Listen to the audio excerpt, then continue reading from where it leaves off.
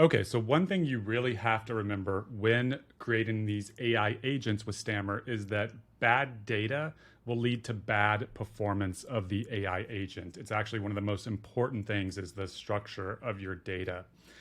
And what we've seen from many people will try to actually just scrape, the all the pages of a website and just put it into the bot and expect it to kind of perform well, but unfortunately that's not usually the case, and let me explain why that is. So if we look at this web page for an older product of mine, you're going to see there's a lot of pages in here that are, kind of useless. They're maybe blog posts that don't have a lot of useful information about the product, or they're out of date, or just not relevant, maybe generated by the application itself. So this is, if you just select everything, you're going to be putting a lot of bad and inaccurate data in the bot. So what can you do? Well, there's several strategies you can use, and the most important one is to scrape only the accurate, important, and relevant pages. So what I would do is come in here and select only the most important pages. Now, relatedly, another approach you can use is to scrape an FAQ page, right? Now, the reason why this is so good to do is because these FAQ pages are often filled with question and answer pairs, right? Here's one for Notifier. And the way our knowledge base matching works is that we actually send the question that the customer asks to the knowledge base, and we use that to search for text that effectively means the same thing. So if a customer asks, what is Notifier? And we have in the knowledge base entries like this that exactly match that, it's going to work very, very well. And this is just how this stuff is. You have to have good data in order for the bot to be able to respond, right? So FAQ pages, they are awesome and very effective for scraping them to put the data into your bot. Now, what if your data is very unstructured, right? What if you have a web page that has a ton of data on it, but it's all super unstructured data? Like paragraphs that do not have headings that, summarize them.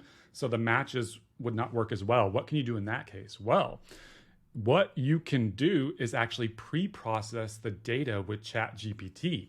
And you can use the Web Pilot plugin to do that, which I'll show you how to do that in just a moment. Or if it's a page that has a lot of JavaScript that generates what you see, then you can use the Page Plain Text Chrome extension to render that page. So let's go through a quick tutorial and let me show you how you do this. Okay, so I have ChatGPT pulled up in a window here, and I have the Web Pilot plugin enabled. If you're not familiar with that plugin, Ross talks about it a lot, but it's actually a plugin that goes and scrapes web pages for you effectively. And what I've told it, of course, using this prompt is use the Web Pilot plugin to scrape this web page.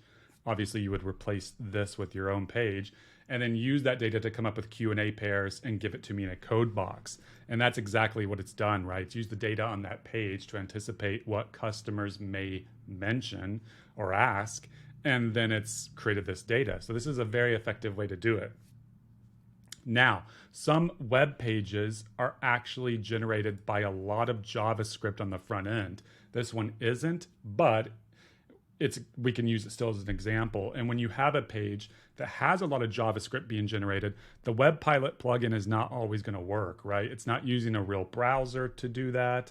And so that JavaScript would not render the proper HTML, and you wouldn't see what a human would see. But what you can do in those cases is use this Chrome extension, Page Plain Text. And all you do is just, install the Chrome extension, click on it, and it will extract all the text on the web page so that you can view all that text, copy it, and go. Note that it didn't do it here because I had that text selected. So let's unselect it and then press it again. And then there's all the text from that page. And if this was a very heavy JavaScript page, it would still have all the text because your browser rendered it first. But this is how you can do much, much more effective web scraping in order to get good data into your bot.